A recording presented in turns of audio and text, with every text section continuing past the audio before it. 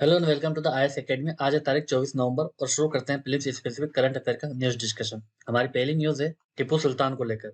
हाल ही में इनकी रिसेंटली इनकी बर्थ एनिवर्सरी सेलिब्रेट की गई, बट इनके रिगार्डिंग जो हमारी पॉलिटिकल कंट्रोवर्सी देखने को मिल रही है, राइट विंग और जो लिबरल्स के बीच में जो इशू चल रहा है, वो उसमें हम नहीं जाएंगे, हमारा उसमें कोई लेना देना नहीं है। तो हम प्रीलिम्स के पर्सपेक्टिव से टिप्पू सुल्तान के कंट्रीब्यूशन को देखेंगे। अगर हम टिप्पू सुल्तान की हिस्ट्री को देखें तो उनका जन्म बेंगलोर में हुआ था। उनके पिता का नाम हैदर अली था, जो खुद मैसूर के किंग थे।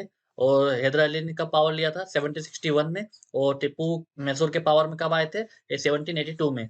बेसिकली इनका जो रिफॉर्म थे वो यूपीएससी पूछ सकती है, क्योंकि यूपीएससी ने पहले भी क्वेश्चन पूछ रखे हैं। तो अगर हम रिफॉर्म्स की बात करें तो इनका जो मेजर रिफॉर्म था कि जो आर्मी थी इनकी, मैसूर की आर्मी थी, वहां पे यूरोपियन कल्चर लेके आए, क्योंकि उन्होंने देखा कि जो ब्रिटिश थी, जो फ्रांस थी, उनकी आर्मी काफी मॉडर्न थी, डिसिप्लिन थी। तो वो कल्चर, वो यूरोपियन कल्चर अपनी आर्मी में इंट्रोड्यूस कर रहे थे, ताकि हमारी जो आर्मी है वो टेक्नोलॉजिकली काफ़ी साउंड रह सके। इसके लिए उन्होंने आयरन गैस रॉकेट की शुरुआत करी वॉरफेयर में। तो ये शुरुआत करने वाले इंडिया में सबसे पहले टिप्पू सुल्तान हैं। इसीलिए अगर यूपीएससी ये फैक्ट पूछती तो हमें इनका आंसर पता होना चाहिए। उसके अलावा इन्होंने कुछ एडमिनिस्ट्रेटिव और इकोनॉमिक रिफॉर्म्स भी किए, जैसे कि नए कौन से इन्होंने इंट्रोड्यूस किए। न्यू लैंड रेवेन्यू सिस्टम इन्होंने स्टार्ट किया मैसूर में। इसके अलावा सेरीकल्चर उन्होंने स्टार्ट किया। सेरीकल्चर मतलब जो सिल्क जहाँ से आता है, जो सिल्क वॉर्म की जो खेती करते हैं, वो सेरीकल्चर है, जो अभी भी बेंगलुरु में और कर्नाटका में काफ़ी प्रिविलेंट है। 1796 में इन्होंने बोर्ड ऑफ एडमिरल्टी बनाई थी, ताकि हमारे देश में भी एक नेवी, एक साउंड नेवी बन सके। क्योंकि अगर हम ब्रिटिश को देखें, ब्रिटिश ने क्यों पूरे दुनिया में राज किया था, क्योंकि उसके पास स्ट्रॉन्ग नेवी थी। तो इसी को देखते हुए, इसके नेवी के इंपॉर्टेंस को देखते हुए, टिप्पू सुल्तान ने बोर्ड ऑफ एडमिरल्टी सेटअप करी, ताकि हमारे देश में भी एक फ्लीट ऑफ बैटलशिप और लार्ज फ्रिगेट्स बनाई जा सके। इसके अलावा वो डेमोक्रेसी को पसंद करते थे। इन्होंने जो फ्रेंच सोल्जर्स का जो जैकोबिन क्लब था सेरिंगपट्टनम में बनाने के लिए उन्होंने परमिशन दी। इसके अलावा इन्होंने ट्री ऑफ लिबर्टी को प्लांट किया था सेरीपट्टनम में। और लास्ट में फोर्थ एंग्लो मैसूर वॉर जब हो रहा था, तब इनकी डेथ हो गई थी 1799 में। तो ये इनकी ब्रीफ हिस्ट्री है, और इनकी जो कंट्रीब्यूशन है कल्चरली और जो आर्मी के लिए इनकी जो कंट्रीब्यूशन थी, यूपीएससी ने हमेशा पूछा है, तो हमें ये पता होना चाहिए। अब चलते हैं आगे। हमारी अगली न्यूज़ प्रोजेक्ट उन्नति को लेकर है। दरअसल अभी ये न्यूज़ में इसलिए है क्योंकि जो हमारी यूनियन रूरल डेवलपमेंट मिनिस्ट्री है, उसने ये बोला है कि जो अब जितने भी स्टेट्स हैं, जो प्रोजेक्ट उन्नति में अगर अच्छा परफॉर्म करेंगे, तभी और ज़्यादा उनको बजट एलोकेट होगा। मतलब अब इनका परफॉर्मेंस लिंक कर दिया है बजट से। क्यों ऐसा किया गया है? 2020 में जब स्कीम लॉन्च हुई थी, तो टारगेट ये रखा गया था कि 2 लाख लोगों को स्किलिंग देनी है इस प्रोजेक्ट में। पर मार्च 2022 तक कितने लोग इसमें स्किल हुए? सिर्फ 25,000। इसीलिए इसे 2 साल तक और एक्सटेंड कर दिया गया है।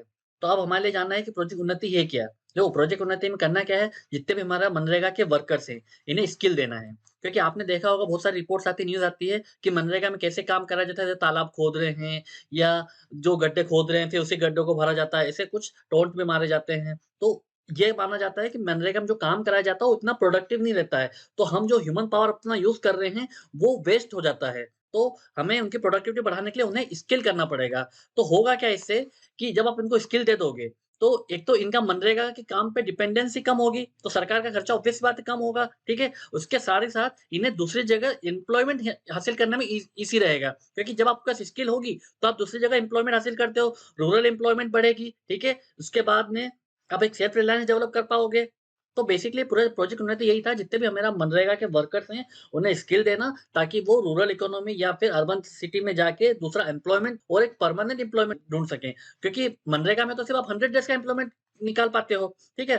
पर स्किल एक बार आपके पास आ गई, तो आप साल भर अपना कुछ काम कर पाओगे। तो ये पूरा प्रोजेक्ट उन्नति थी। ये प्रोजेक्ट बेसिकली 3 साल का था, जिसमें 2 लाख मनरेगा वर्कर को ट्रेन करना था। पर कितनों को ट्रेन किया? सिर्फ 25,000।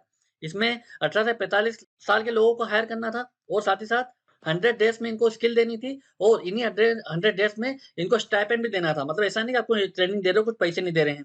तो ये स्कीम के बारे में यूपीएससी पूछ सकती है। अब चलते हैं आगे। हमारी अगली न्यूज़ है टॉयलेट 2.0 कैंपेन के रिगार्डिंग। तो ये न्यूज़ में क्यों है? दरअसल इस स्कीम को रन कौन कर रहा है? Union ministry of housing and urban affairs. तो इसने ये जो टॉयलेट 2.0 कैंपेन लॉन्च किया है बेंगलुरु से, और ये कब लॉन्च हुआ? जब वर्ल्ड टॉयलेट डे 2022 सेलिब्रेट किया जा रहा था। तो इसका बेसिक सा एम ये है कि जितने भी हमारे पब्लिक और कम्युनिटी टॉयलेट्स हैं, इनका मेकओवर करना। क्योंकि आप देखोगे, कहीं भी पब्लिक टॉयलेट्स देखोगे, उनकी हालत इतनी खराब होती है, उनकी इमेज इतनी ज़्यादा खराब होती है कि आप ना तो यूज़ कर पाते हो, ना वो दिखाने लायक रह पाते हैं। तो इससे एक तो देश का परसेप्शन भी खराब होता है, और जो इसका जो मेन मकसद होता है कि सैनिटेशन प्रोवाइड करना, वो भी नहीं हो पा रहा है। तो हमें हमारे टॉयलेट्स को, जो कम्युनिटी टॉयलेट्स, जो पब्लिक टॉयलेट्स हैं, उनको इम्प्रूव करना, उनको और ज़्यादा एक्सेसिबल बनाना, ताकि देश में सैनिटेशन भी इम्प्रूव हो सके और ऐसी इमेज भी ना आए कि हमारे देश में कितने गंदे टॉयलेट्स हैं। तो इस कैंपेन में 5 चीज़ों फोकस किया जाएगा। एक तो पीपल फॉर टॉयलेट्स, इसमें जो क्लीनिंग है, मेंटेनिंग का काम किया जाएगा। उसके बाद पार्टनर्स फॉर टॉयलेट, जैसे हमारे देश में सांसद है, विधायक है, गाँव अडॉप्ट करते हैं, वैसे आपको टॉयलेट अडॉप्ट करना होगा। सांसद, विधायक नहीं, कोई भी व्यक्ति या कोई फर्म अडॉप्ट कर सकती है, ताकि उसकी क्लीनिंग और मेंटेनिंग का ध्यान रखा जा सके। उसके बाद डिज़ाइन टॉयलेट, इसमें नए तरीके के डिज़ाइन लाए जाएँगे, लो कॉस्ट टॉयलेट्स के डिज़ाइन बनाए जाएँगे, ताकि और ज़्यादा बनाए जा सकें। रेट योर टॉयलेट, पब्लिक इसमें फीडबैक देगी कि कितना साफ था, कितना एक्सेसिबल था, वाटर अवेलेबल था, नहीं था। और माय थॉट्स ऑन टॉयलेट्स में पब्लिक फिर फाइनली अपना ओपिनियन देगी। अगर हम स्वच्छ भारत कैंपेन की बात करें, 2014 में लॉन्च हुआ था। इसमें इंडिया को ओडीएफ फ्री बनाना था 2019 तक। इसके बाद में 2015 में अमृत मिशन लॉन्च किया गया था। इसमें सिटीज़ की जो सिविक एमेनिटीज़ है वो प्रोवाइड करनी थी। 2019 में फाइनली इंडिया को ओडीएफ फ्री स्टेटस डिक्लेयर कर दिया गया था। फिर 2021 में एक और स्कीम लॉन्च हुई, स्वच्छ भारत मिशन 2.0 और अमृत 2.0। इसमें क्या था कि जितने भी हमारी सिटीज़ जो गार्बेज हमारी सिटी का निकलता है, तो उसे हमारी सिटी को 100% गार्बेज फ्री बनाना था और जो हमारे वाटर सप्लाई है उससे 100% इंश्योर करना था। अगर हम टैग की बात करें तो ओडीएफ टैग कब मिलता है? जब कोई भी सिंगल पर्सन ओपन में डिफेकेट ना करे। ओडीएफ प्लस कब मिलता है? जब हमारे पब्लिक और कम्युनिटी टॉयलेट्स काफ़ी वेल मेंटेन्ड हो। ओडीएफ प्लस प्लस कब टैग मिलता है आपको? जब जो टॉयलेट्स हैं उनका सेप्टिक मैनेजमेंट मैनेजमेंट भी अच्छा हो। उसके बाद में वाटर प्लस का जो टैग है वो तब मिलता है जब जब आपके एरिया में जो वेस्ट वाटर है उसको पूरी तरीके से ट्रीट करके फिर से रीयूज़ कर सकते हैं, तब उसे वाटर प्लस का टैग दिया जाता है। तो ये यूपीएससी पूछ सकती है इन टैग्स के बारे में। अब चलते हैं आगे। हमारी अगली न्यूज़ चीफ इलेक्शन कमिश्नर्स को लेके है। दरअसल ये न्यूज़ अब बहुत ज़्यादा चर्चा में है। ये हमारे मेंस में पूछ सकते हैं और यूपीएससी में भी फिर से ये क्वेश्चन पूछा जा सकता है, क्योंकि ये भी हॉट डिबेट बना हुआ है। इससे पहले भी इश्यू बनता आ रहा है, बट अब सुप्रीम कोर्ट के इंटरवेंशन के बाद में ये इश्यू और ज़्यादा डिबेटेबल हो गया है। हुआ क्या है कि जैसे ही अरुण गोयल को इलेक्शन कमिश्नर बनाया गया, तो इससे नया बखेड़ा खड़ा हो गया। कैसे बखेड़ा खड़ा हुआ? क्योंकि अरुण गोयल ने सिर्फ 24 घंटे पहले ही वीआरएस लिया था। मतलब एक ब्यूरोक्रेट है, 24 घंटे पहले वो रेजिग्नेशन देता है, वीआरएस लेता है और उसके बाद में सरकार उसको सीधे इलेक्शन कमिश्नर बना देती है। तो इससे जो हमारी इलेक्शन कमीशन की जो इंडिपेंडेंस है, न्यूट्रलिटी है, उस पे क्वेश्चन मार्क लग रहा है कि ये कैसे free and fair election ensure कर सकते हैं, अगर ये सरकार में इतनी अच्छी इनके सांठ-गाँठ है। ये एक्यूजेशन लगाए जा रहे हैं। ये एक्यूजेशन कितने सही कितने गलत हमको नहीं पता है, बट ये मैटर ऑफ कंसर्न ज़रूर है।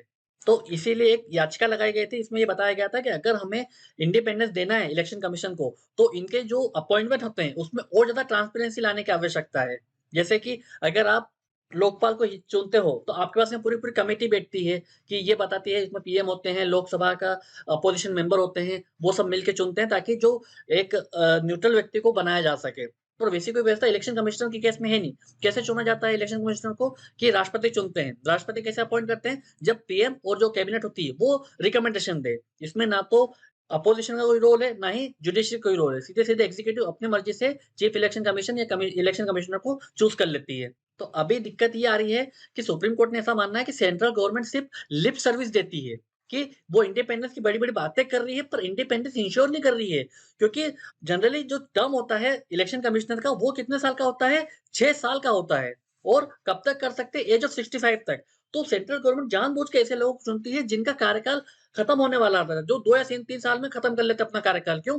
क्योंकि एक बार चीफ इलेक्शन कमिश्नर बन गया, तो आप उनको हटा नहीं सकते। हटा कैसे सकते हैं? आपको सिर्फ इम्पीचमेंट करना पड़ेगा। इम्पीचमेंट कैसे होगा? जैसे कि सुप्रीम कोर्ट के जज का इम्पीचमेंट करना पड़ता है। मतलब बहुत ज़्यादा टफ हो जाती है वो सिचुएशन, क्योंकि अपोज़िशन आपकी बात मानेगी नहीं और राज्यसभा में आपके पास में बहुमत होता नहीं है। तो ये सिचुएशन गवर्नमेंट के लिए बहुत अनकंफर्टेबल हो जाएगी, अगर कोई ऐसा व्यक्ति इलेक्शन कमिश्नर बन जाता है जो सरकार के फेवर में ना दे डिसीजन। तो इसीलिए सुप्रीम कोर्ट ने इस पे चिंता जताई है कि आपको ऐसा कमिश्नर ढूँढना चाहिए जो न्यूट्रल हो सके, इंडिपेंडेंट रह सके और एटलीस्ट अपना पूरा कार्यकाल खत्म करे।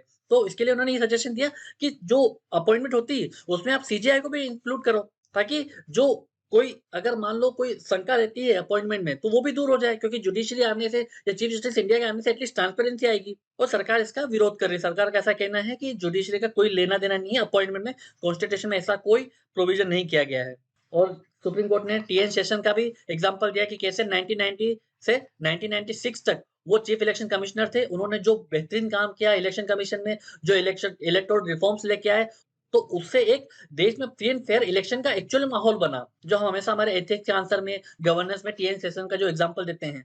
तो यूपीएससी ये पूछ सकती है, तो इस टॉपिक पे हमें मेंस और प्रीलिम्स के हिसाब से दोनों तरीके से हमें अच्छे से इस टॉपिक को अच्छे से पढ़ना पड़ेगा।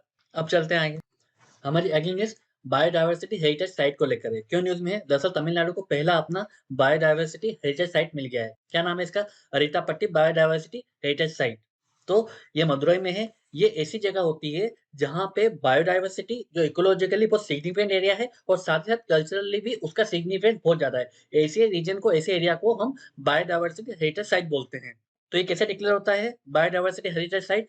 ये बायोलॉजिकल डाइवर्सिटी एक्ट 2002 के अंडर जो सेक्शन 37 है उसके तहत ये जो पर्टिकुलर एरिया है जो बायोडायवर्सिटी हेरिटेज साइट डिक्लेयर किया जाता है। इस साइट में अरितापत्ती और मीनाक्षीपुरम विलेजेस शामिल हैं और ये तमिलनाडु का पहला बायोडायवर्सिटी हेरिटेज साइट है। अगर इकोलॉजिकल सिग्निफिकेंस की बात करें तो यहाँ पे 250 से ज्यादा बर्ड्स पाए जाते हैं जिसमें लगर है, फाल्कन है, बोनाली है। इसके बाद में कुछ वाइल्ड लाइफ है जैसे पेंगोलिन, स्लेंडर लोरिस, पाइथन्स पाए जाते हैं। हिस्टोरिकल सिग्निफिकेंस की बात करें तो चेन ऑफ 7 हिलॉक्स देखे जाते हैं जो एक वाटरशेड का काम करते हैं। इसी वजह से 72 लाख को चार्जिंग होती है। 200 नेचुरल स्प्रिंग पाए जाते हैं, 3 चेक डैम्स हैं। इसके अलावा एक एनेकोंडन टैंक भी है। ये टैंक पांडियन रीजन में बना था 16th सेंचुरी का, जो कि हिस्टोरिकली काफी इंपॉर्टेंट है। यहाँ पे काफी मेगालिथ स्ट्रक्चर पाए जाते हैं, तमिल ब्राह्मी इंस्क्रिप्शन भी देखे गए हैं। इसीलिए इसका हिस्टोरिकल इंपॉर्टेंस है। इसीलिए इसे बायोडायवर्सिटी हेरिटेज साइट का डिक्लेरेशन दिया गया है। अब चलते हैं आगे। हमारी अगली छोटी सी न्यूज़ है जो ब्लैक नेप्ड पिजन पिजन को लेकर है। दरअसल हुआ क्या, जो साइंटिस्ट थे उन्होंने ये बर्ड को 140 साल पहले देखा था, बट अब ये फिर से रीडिस्कवर हुआ है। कहाँ पर? पापुआ न्यू गिनी में इसे फिर से देखा गया है, इस रेयर बर्ड को। ये एक टाइप का लार्ज बर्ड है जो यूजुअली हिली एरियाज में देखने को मिलता है और ये IUCN की लिस्ट में क्रिटिकली इंडेंजर है। तो यूपीएससी का भी पूछ सकती है, इसलिए हमें पता होना चाहिए। अब लास्ट में एक यूपीएससी का प्रीवियस ईयर क्वेश्चन देख लेते हैं। Consider the following statement about the election commission of India. First statement है, since its inception, the Election Commission has been multi-member body consisting of 3 election commissioners. Second statement है, an election commissioner or a regional commissioner cannot be removed from office except on the recommendation of the chief election commissioner. Third है, they determine the territorial areas of the electoral constituency throughout the country. तो इनमें से कौन सा statement correct है? अगर हम पहले स्टेटमेंट को देखें तो ये गलत है, क्योंकि शुरुआत में जो इलेक्शन कमिश्नर का ऑफिस था वो सिर्फ एक ही मेंबर बॉडी थी, सिंगल मेंबर बॉडी थी। 1989 में इसे 3 मेंबर बॉडी बना दिया गया था जिसमें एक चीफ इलेक्शन कमिश्नर होंगे और 2 इलेक्शन कमिश्नर होंगे। तो पहला स्टेटमेंट गलत हो गया। सेकंड स्टेटमेंट है, एन इलेक्शन कमिश्नर और regional commissioner can not be removed from office except on the recommendation of the chief election commissioner. सही बात है ये, क्योंकि जो चीफ इलेक्शन कमिश्नर है सिर्फ उन्हें ही उस प्रक्रिया से हटा सकते हैं जैसे कि सुप्रीम कोर्ट के जज के केसेस में की जाती है। बट दो जो दूसरे इलेक्शन कमिश्नर है उन्हें चीफ इलेक्शन कमिश्नर के रिकमेंडेशन पर हटाया जा सकता है। उनको कोई टर्म्स की सिक्योरिटी नहीं है। इसके अलावा जो थर्ड स्टेटमेंट है, they determine the territorial areas of the electoral constituency throughout the country. हाँ, ये बात सही है। जो हमारा डिलिमिटेशन एक्ट पास होता है पार्लियामेंट से, उसके अकॉर्डिंग ये इलेक्टोरल जो कॉन्स्टिट्यूएंसी है उसके टेरिटोरियल एरियाज को डिटरमाइन करते हैं अक्रॉस द कंट्री। इसलिए आंसर है 2 एंड 3। इस वीडियो का पीडीएफ डाउनलोड करने के लिए आप हमारे टेलीग्राम चैनल को ज्वाइन कर सकते हैं और ऐसी और करंट अफेयर की वीडियोस के लिए हमारे यूट्यूब चैनल को सब्सक्राइब कर सकते हैं। आज के वीडियो में सिर्फ इतना ही। Thank you very much.